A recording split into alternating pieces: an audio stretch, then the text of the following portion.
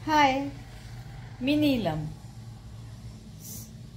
प्रकाश वाटा हे जे वर्ल्ड बेस्ट सेलर बुक आहे त्याचे प्रकाश आमटे त्यांनीच त्याच्यातील पुढचा भाग लिहिलेला आहे की नव्या वाटा नवी दिशा.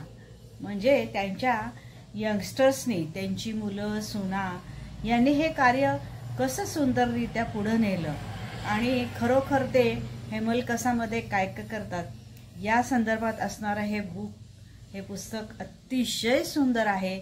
आपण सगळ्यांनी ते जरूर वाचलंच पाहिजे आणि त्याचं थोडंफार जे काही मला वाटलं किंवा जे काही मला त्यातलं भावलं ते मी इथे थोडक्यामध्ये सांगायचा प्रयत्न केलेला आहे. तर तुम्ही ते पुस्तक जरूर मिळवा, वाचा आणि आनंद घ्या आणि त्याचबरोबर इतर सर्वांनाही सांगा. आणि तसेच माझ्या चॅनलवर आपण आत्तापर्यंत बरेच वेगवेगळे सगळ्या प्रकारची पुस्तकं, आर्टिकल्स, लेख आणि विविध प्रकार पाहिलेले आहेतच.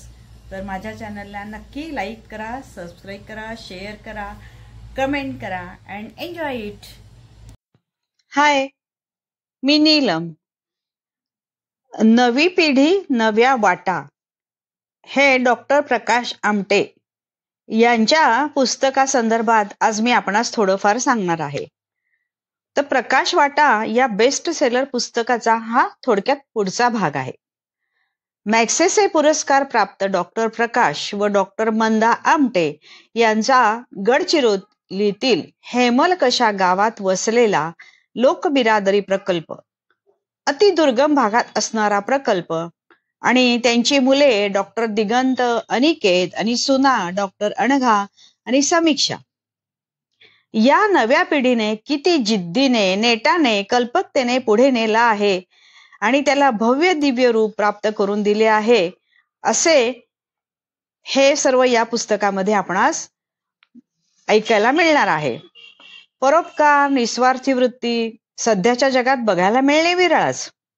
या नव्या पिढीची ही नवी मुले ना मोठी सिटी ना छान छोकीपणा, चैनी, मस्ती, पिझ्झा, बर्गर या कशाच्याही मोहात न पडता आपल्यासारख्या समवयस्कांना जोडून हा जो महान मानव सेवेचा वसा उचलला आहे, हे धनुष्यबाण उचलण्याचा आटोकाट प्रयत्न करत आहेत. आमच्या आईबापाने आमच्यासाठी काय केले असे न विचारता त्यांच्याच पावलावर पाऊल टाकून जे जे जिथे जिथे कमी तिथे तिथे आम्ही या उक्तीप्रमाणे स्वतःला वाहून घेतले आहे. आदिवासींना सजग आणि सक्षम, सुदृढ बनविण्याचे बाबा आमटेंचे स्वप्न पूर्ण करण्यासाठी ही त्यांची चाललेली धडपड या प्रकल्पांना त्यांनी खूप उंचीवर नेऊन ठेवले आहे. हॉस्पिटल, शाळा, गावांचा कायापालट, गावामध्ये पाण्याची व्यवस्था, त्यानंतर लँग्वेज लॅब, कम्प्युटर लॅब, मैदाने, ग्रंथालय, आश्रमशाळा, विद्यार्थी बँक, स्क्रॅप बँक, आजूबाजूच्या गावांमध्ये शाळा, असे एक ना हजारो गोष्टी एकातून दुसरे असे विचारपूर्वक अभिनव कल्पना लढवत साध्य केले आहे. अनंत अडचणींचा डोंगर पार करत लोकबिरादरी प्रकल्पाला एक विधायक आयाम मिळाला आहे. इथे एक खास गोष्ट सांगण्यासारखी या पुस्तकातली मी वाचून दाखवते. जिंजगाव हे प्रकल्पापासून 25 किलोमीटरवरचं एक छोटस गाव. वाटेत 10 किलोमीटरवर ताडगाव हे एक आणखी लहान गाव लागतं. ताडगाव पासून पुढचा रस्ता संपूर्ण उखडून गेलेला, त्यामुळे प्रकल्पापासून जिंजगावात पोहोचायला तब्बल 1.5 तास लागतो.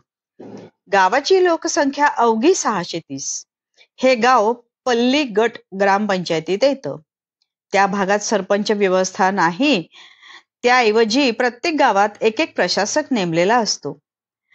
तर जिंजगावातल्या प्रशासकांचं गावाकडे अजिबात लक्ष नसतं. पण आता इथे ही परिस्थिती बदलण्यासाठी एवढ्या दुर्गम आणि छोट्या आदिवासी गावात धडपडणारा कोण असणार? गटार, नाले, रस्ते हे सर्व काही इथे दुर्मिळच. पण आश्चर्य म्हणजे जिंजगाव मध्ये असा एक माईका लाल होता. त्यांचं नाव सीताराम मडावी. सीताराम भाऊ BA पर्यंत शिकलेले, प्रयोगशील आणि धडपडे शेतकरी. त्यांनी काही काळ पोलीस दलात नोकरीही केली होती.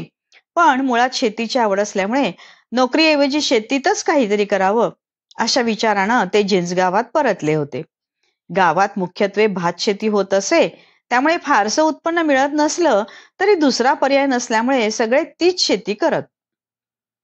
वाचनाची आवड असल्याने सीताराम भाऊंच्या हातात एकदा शेतीविषयक काही पुस्तकं लागली. त्यातून त्यांनी खूप माहिती मिळवली. नंतर त्यांनी अशी पुस्तकं वाचण्याचा सपाटाच लावला. जे जसं वाचू लागले तसं त्यांच्या लक्षात आलं की पुस्तकातली माहिती खरं तर सगळ्या गावासाठी उपयोगाची आहे, पण गावकऱ्यांना ती पुस्तकं वाचायला द्यावीत तर मराठी कुणालाच वाचता येत नव्हतं. पण इच्छा तेथे मार्ग. सीताराम भाऊंनी पुस्तकांचा अभ्यास करून गावकऱ्यांना मडिया भाषेत त्यातली माहिती सांगायला सुरुवात केली. गावकऱ्यांना पहिल्यांदाच असं काही कळलं होतं. त्यांनी उत्सुकतेने ऐकायला सुरुवात केली. हळूहळू सीताराम भाऊंनी गावकऱ्यांना शेतीतले विविध प्रयोग करण्यासाठी तयार केलं. पण शेतीतले प्रयोग करायचे तर आधी पाणी हवं.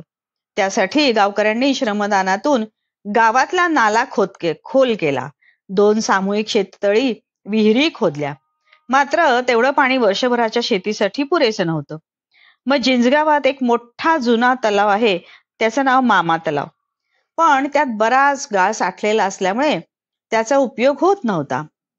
सरकारने तो तलाव गाळ काढून बांधून द्यावा यासाठी सीताराम भाऊंनी सतत 6 वर्ष प्रयत्न करत राहिले. आणि मग त्यातून त्यांचं पुढे जे काही झालं ते सगळं मला वाटते तुम्ही पुस्तकातच वाचा, ते अतिउत्तम होईल. हे कमी की काय म्हणून गावाच्या कायापालटाचे कामही अंगावर आले आणि मग त्याबरोबर हातपंप बसवणे, पाण्याचा गाळ करणे अशी कामे करावी लागली. गाळ काढल्यामुळे मासेमारीसाठी उपयोग होऊ लागला आणि पाण्यासाठी काम केले पाहिजे हे त्यांच्या ध्यानी आले. गावकऱ्यांना विश्वासात घेऊन दारूबंदी, कुऱ्हाडबंदी, शिकारबंदी, तंटाबंदी अशी ही कामे, त्याशिवाय पर्यावरण जपणे, शेतीला हक्काचं पाणी हे सर्व घडवून आणले आणि सर्वांना सजग केले. असे हे बाबा आमटेंचे 3ऱ्या पिढीपर्यंत आलेले कार्य, त्याबद्दल किती सांगावे ते या पुस्तकात वाचणेच योग्य होईल. कोणत्याही चांगल्या कार्याची सुरुवात केली की त्याला मदतीचे हजारो हात जोडले जातात. हजारो किलोमीटर प्रवास करण्यासाठी पहिले पाऊल उचलणे खूप महत्वाचे. A journey of 1000 miles begins with a single stone.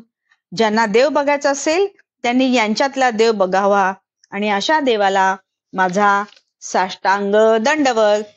तर माझ्या या चॅनलला लाईक करा, सबस्क्राईब करा, शेअर करा आणि असेच छान छान पुस्तकांची माहिती माझ्या या चॅनलवर ऐकत राहा. धन्यवाद.